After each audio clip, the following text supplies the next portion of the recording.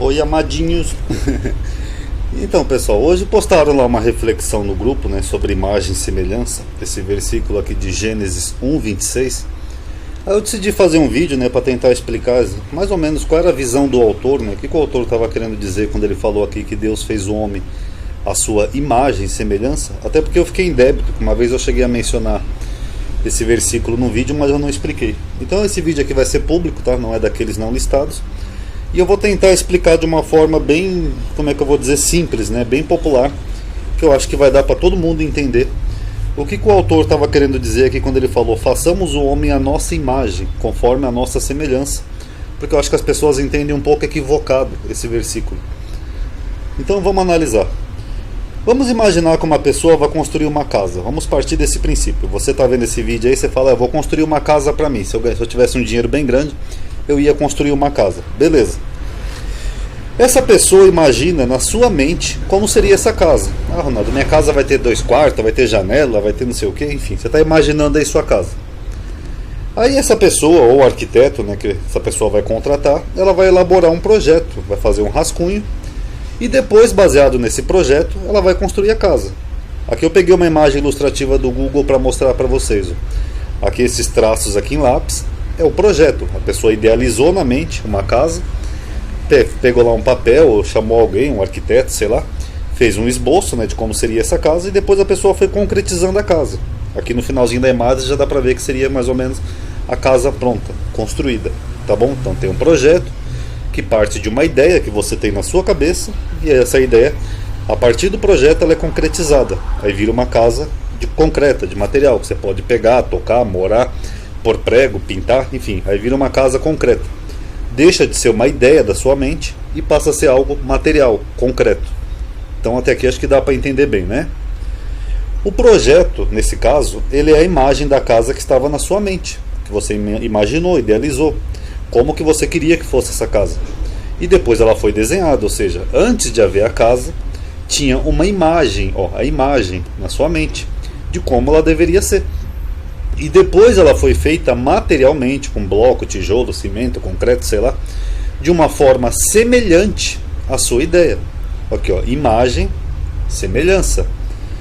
Deu para entender até aqui mais ou menos o que eu quero dizer? É o mesmo que está aqui em Gênesis, imagem e semelhança. Então vamos explicar. Os termos imagem e semelhança são metáforas da ideia de Deus para criar o homem e a sua concretização. A imagem é a ideia e a semelhança é a forma concreta daquilo que estava na mente, na ideia.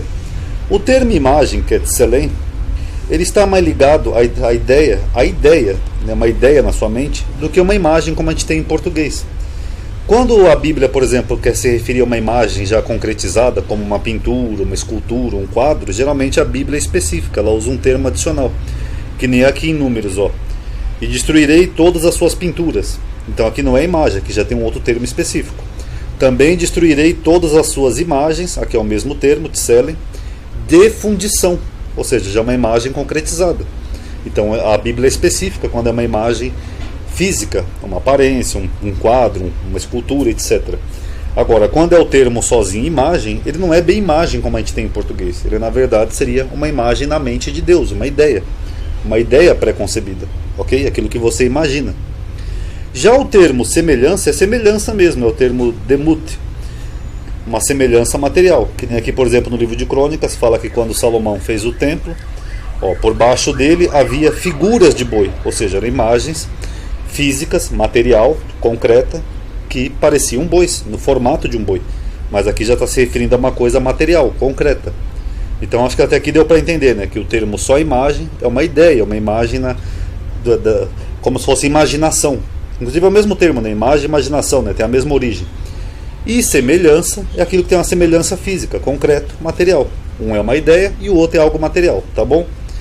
Então o autor de Gênesis está dizendo que o homem foi criado a partir da imagem, da ideia de Deus, que Deus tinha em mente, ou seja, aquilo que Deus pensou para criar o homem, e em semelhança, em forma física, aquilo que Deus tinha em mente. Ou seja, o homem foi criado a partir de uma ideia espiritual, que foi um ser divino, um ser transcendente, né? Um Deus que teve essa ideia. Então vamos chamar isso de um projeto divino. Então ele foi criado a essa imagem. E depois esse projeto tomou uma forma material, quando Deus pega o barro lá e faz o homem, aí aquilo que era uma imagem virou uma semelhança, ou seja, a semelhança àquela imagem que Deus tinha, virou uma coisa material, concreta. E eu separei aqui, eu tive até que dar uma pesquisada aqui, porque eu não tinha no computador, algumas referências dos sábios, né, sobre essa metáfora que eu falei da arquitetura. Vamos começar aqui com o Midrash Rabbah. Na prática humana, quando um rei mortal constrói um palácio, ele não constrói através da sua própria habilidade, mas pela habilidade de um arquiteto, ou seja, alguém que fez um rascunho, um esboço, um projeto.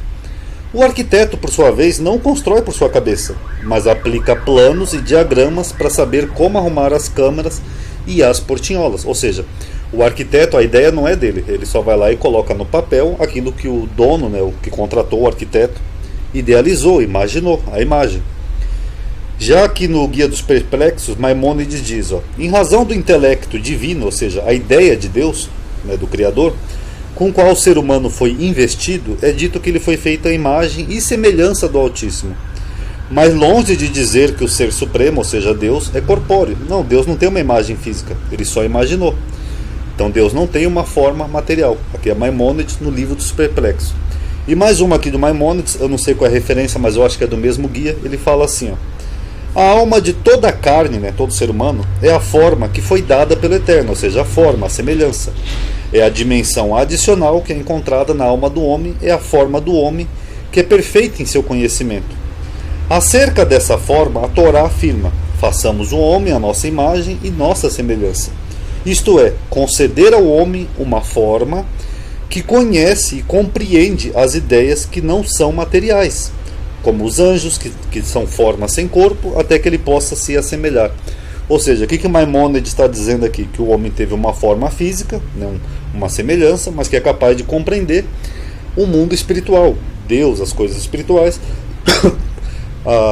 conforme a imagem de Deus, tá bom? E nós temos um exemplo aqui na Bíblia, parecido com isso, que é aqui em Jeremias 1, 4, 5, que ele fala assim, veio em mim a palavra do Senhor dizendo, antes que eu te formasse no ventre eu te conheci. E antes que saísse da madre, te santifiquei, as nações te dei pelo profeta. Alguns veem esse versículo aqui como reencarnação, outros veem como predestinação, porque Deus está falando que já conhecia Jeremias antes dele nascer. Mas na verdade aqui o profeta Jeremias está falando é exatamente isso. Ele está dizendo que antes do profeta ter uma forma física, ele já estava presente na imagem de Deus, que Deus já tinha em mente levantar um profeta para transmitir a sua palavra. É isso que ele está falando, ou seja, a imagem já havia antes de haver a pessoa física, antes de haver o corpo. Tá bom?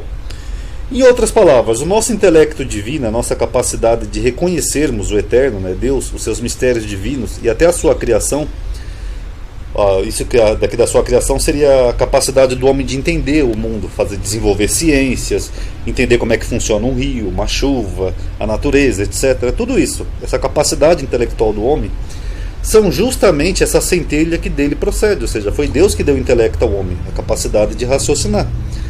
Nela, e não no nosso corpo, está a nossa essência, ou seja, na nossa mente, e verdadeira identidade, aquilo que nos une a Deus, e que perdura de existência em existência, ou seja, de geração em geração, e que contemplará o mundo vindouro, ou seja, o seu intelecto, a sua mente, que vem do sopro que Deus te deu, a Ruach, né?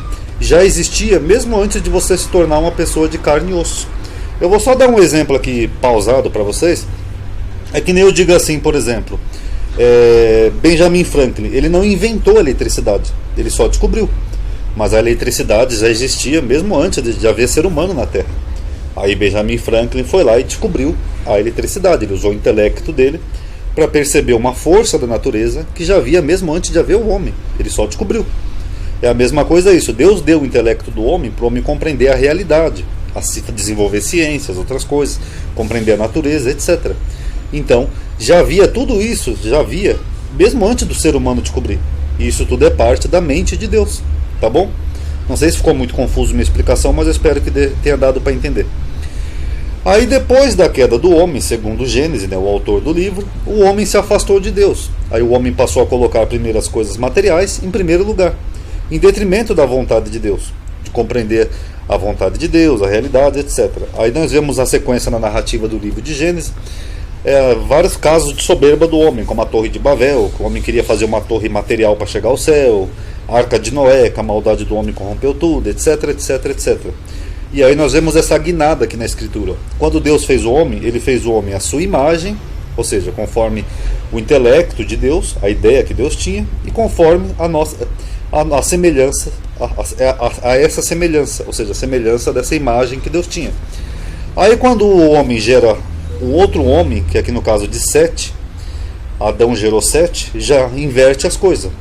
Sete é feito à semelhança de Adão e conforme a sua imagem, ou seja, em vez de ser imagem e semelhança, é semelhança e imagem, porque semelhança é semelhança física, porque é um homem que gerou outro homem, e conforme a sua imagem, porque aqui já não era mais a imagem de Deus, mas a imagem do homem. Eu vou explicar aqui no finalzinho.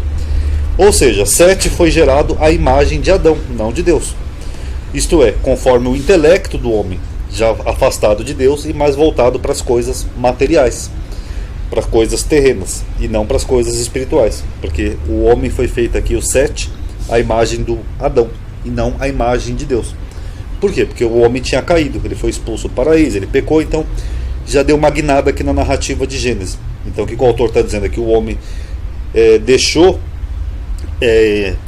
em detrimento do conhecimento das coisas espirituais, as coisas materiais. Então isso aqui é meramente metáfora, quer dizer que o homem se voltou mais para o material do que para o espiritual, tá bom? Então essas aqui são apenas metáforas, e a imagem aqui não é bem imagem física como a gente tem em português. A imagem aqui é uma imagem que havia na mente de Deus, tá bom? Eu sei que ficou meio confuso, espero que tenha dado para entender, por isso que eu tentei explicar bem, calmamente, pausadamente.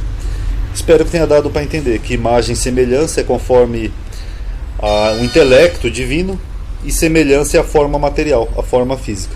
Tá bom, pessoal? Paz a todos.